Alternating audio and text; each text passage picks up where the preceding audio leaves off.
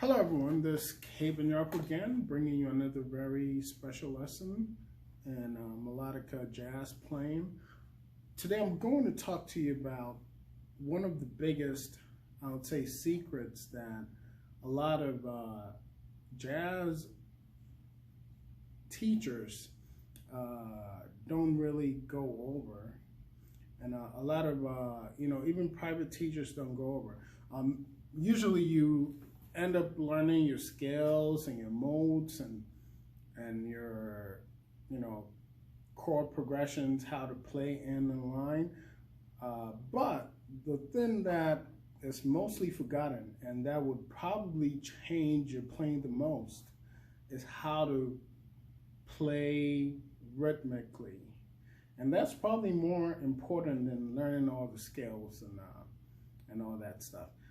If you ever watch masters like Barry Harris, people like Duke Jordan, even way back to people like Bud Powell, they will tell you, like Barry Harris says, he never really learned the modes. He never really learned what the Ionian mode is, Mixolydian mode is, Dorian. He just plays the language.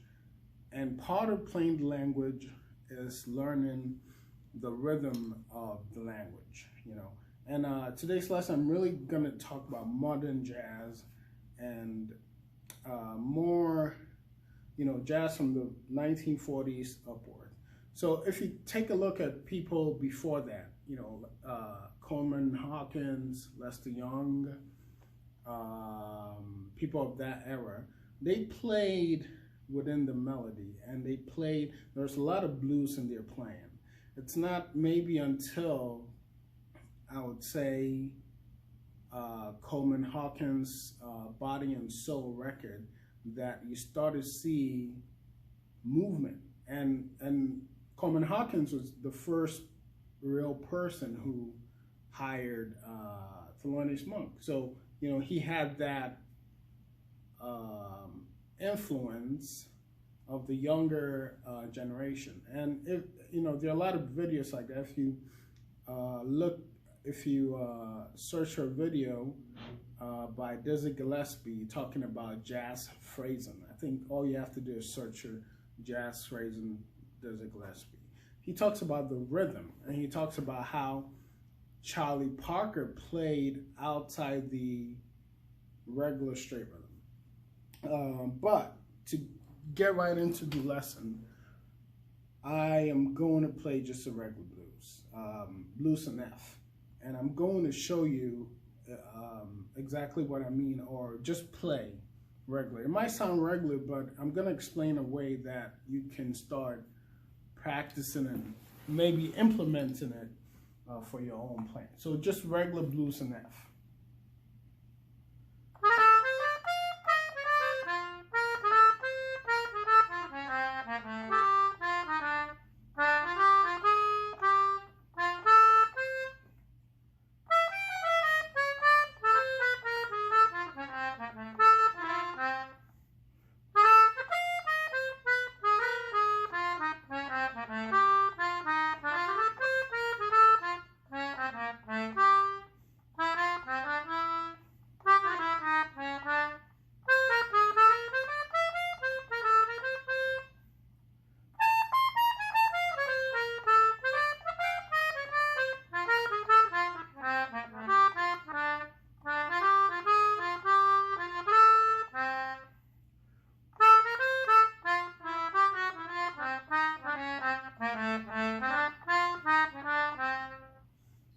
So, just messing around with the blues.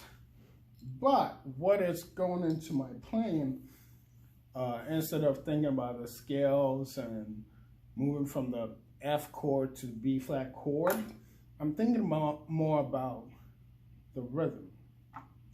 A lot of jazz, modern jazz, is in 8 notes. So, if we take regular jazz and I'm playing in quarter notes, we have, right? So the 1 and 2 and is on a note. But if we're taking, let's say, modern jazz, and you're playing the same thing, but in the 8 notes, you're playing. So you're playing. So 1 and 2 and 3 and. And that's a big part of the language, playing those ands and playing the 8 notes, right? So another part of it is leaving in the spaces so that you have a sentence flow. It's more of a, I would say, a sentence you're making. So you want to leave in the note. So if I'm combining those 8 notes and adding the spaces, it's going to totally change my sound. So again, using the blues, you know, you're going to hear the. So what I just did there, 1 and 2 and 3 and. You keep hearing the ends, and then there's a break there for me to do the sentence. So I always tell people to listen to the heads of the songs you're playing. So if it's a blues, you know, let's say Billy Spans.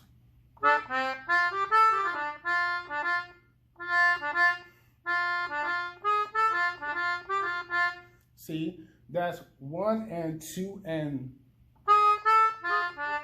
then there's a break. You see, that's part of the language. So you can learn a lot just from the head of the song, you know. So again,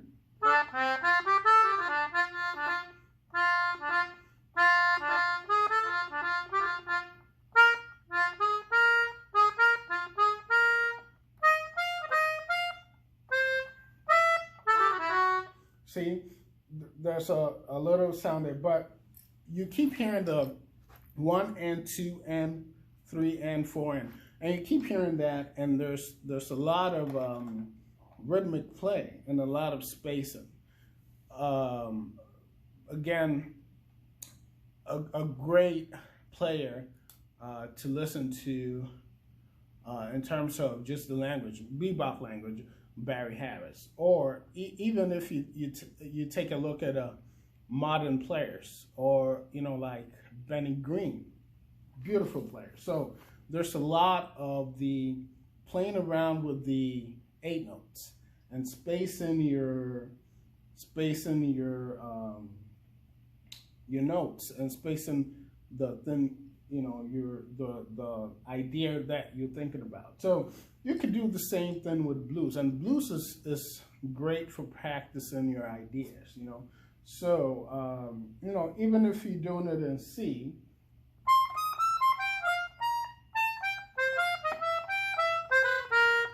so repeating that idea.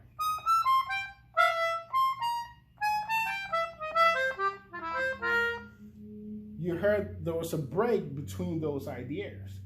And by practicing that, you can really change your style. It's really, you know, more about learning the rhythmic language of the music you're playing than anything. You know, funk has a different rhythm.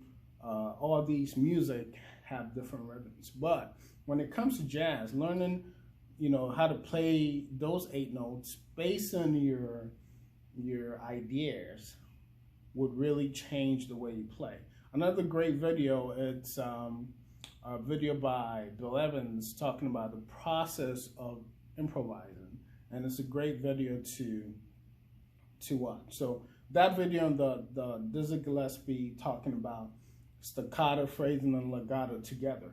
But more importantly, if you listen to the rhythm he's playing, he's really playing, you know, like in the rhythm, but spacing out his ideas and using rhythm as his basic foundation. And with that, you can really, you know, up your playing skill. So again, I'm gonna end in playing just a little blues and